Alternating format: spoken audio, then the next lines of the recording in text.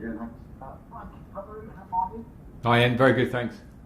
Good. But I want to check on your TV to start with. Is everyone okay after Sevilla in midweek? I'm thinking particularly with Thiago Silva and Christian Pulisic non-start. Yeah, both are fine. We've got a pretty clean bill of health on that side, other than Kepa, who has a shoulder issue, so won't travel to Manchester. The only other player out is Billy Gilmore, which is obviously long-term, but he'll be back soon. So is Peter Cech on standby, or can he stand down this weekend? Peter Cech's not coming on. Not in that capacity of what you're getting at. Look, are you amazed at the coverage his inclusion in the Premier League squad generated? I suppose if you're Peter Cech and you've been one of the best goalkeepers, the Premier League, in my opinion, the best, but in the Premier League history in the modern era, I'm guessing it's always a big story, anything around him.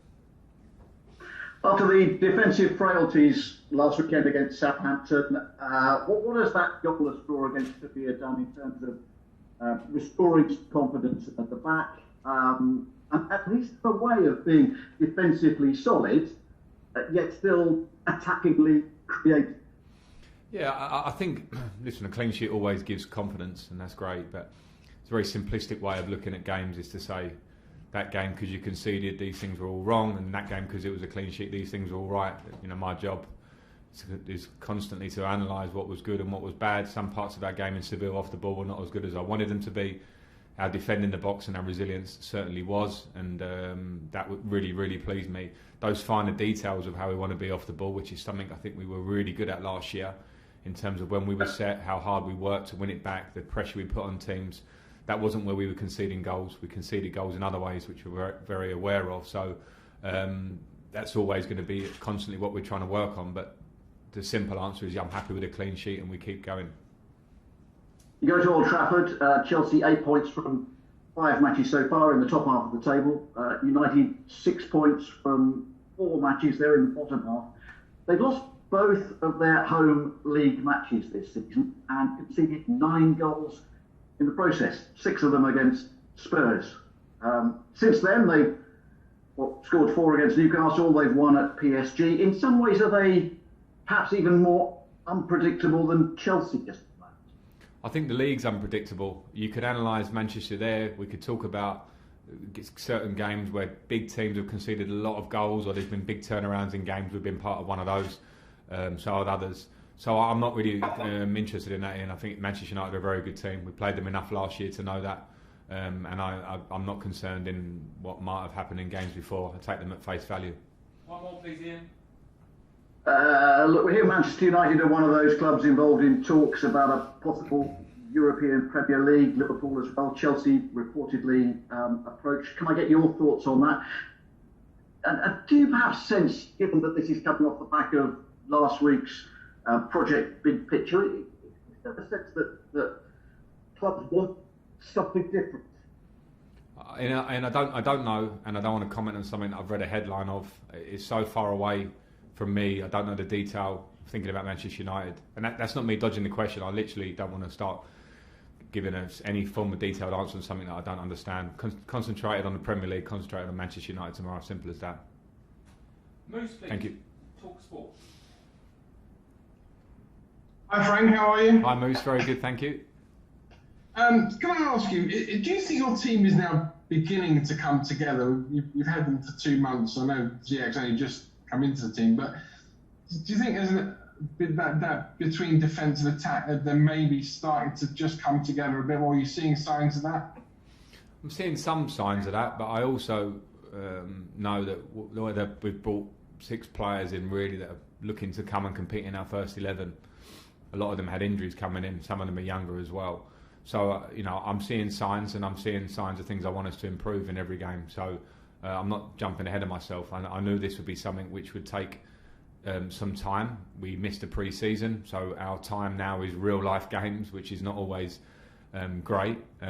That's why I expect us to get better. And we need to keep working on those points, because it's not a perfect situation to have new players and you don't have training time with them, but we'll keep working. Liverpool have got key injuries, Frank. So City have made an uncertain start. United, as you played this weekend, have been poor so far at home.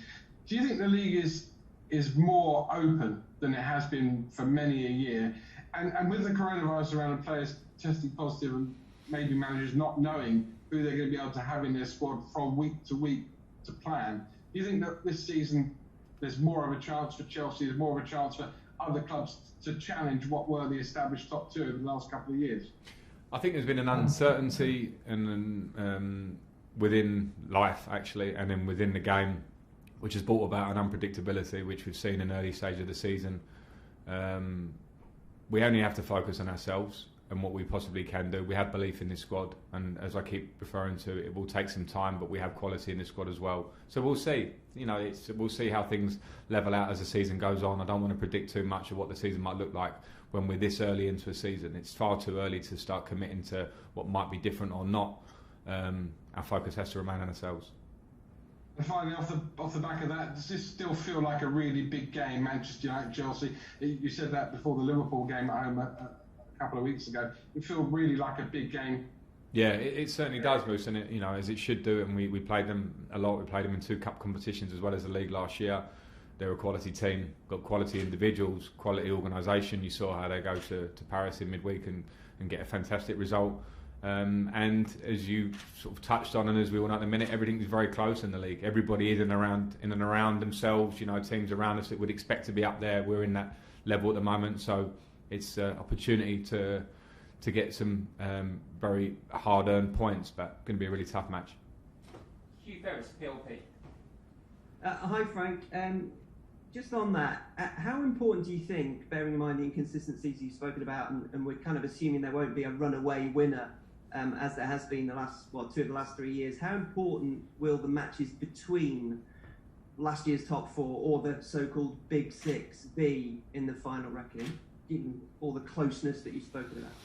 I don't know. Again, it's so early to assume anything. You can't assume that there won't be runaway winners or not or whatever. This is early knockings, and particularly when you think of the different starts that teams have had in terms of how much they've been able to work going into this season. So the games against teams around you or so-called teams around you will always be big. They're great for confidence if you can play well and get a result. And obviously on points, they obviously are great. But over the course of a season, there's a lot more to it than that. There's the points that you can grind out. Certainly last year we were not so strong at grinding out points at home that we should have done.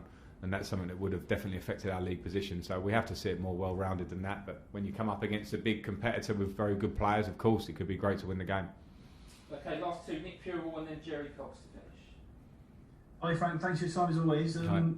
We spoke to Hakim Ziyech and Edouard Mendy yesterday, and Hakim was talking about, he's saying never really afraid to say what he thinks, to give strong opinions, and obviously Edouard with his story of having had his year out of football, having had a difficult time. I know you've talked in the past about personality in regard to players on the pitch and personality of your team and individuals, but is it important for them to have strong personalities as individuals in their lives as well? Does that feed into what makes a good player? Yeah, I certainly think it does. When I look at the squad, I always want to help grow the ideas of leaders within the group, personalities within the group. Over the course of long, difficult seasons where we play so many games, there will be moments where you really rely on them to help you in tough times and also to push the good times along and try and improve every day. I don't think you can get on in elite sport, in any elite team sport, without people with personality and character in the team. And I've seen that in Hakim, and I've seen it in Edouard Mendy. As soon as they've come through the door, Hakim has confidence about him. His fitness is coming individually. He still needs a bit of time to get his actual match fitness now his injury is cleared up. But both of those will be great additions on that front. And I encourage personality. I encourage communication between the players. We need more of that. Last question in the broadcast, Jerry Cox. Hi Frank. Hi Jerry. Just following up on that, Hakim said yesterday, he's still not up to full match fitness, full sort of speed. How difficult is it to integrate him when the games are coming thick and fast, and obviously he's new to the league and the intensity of the Premier League?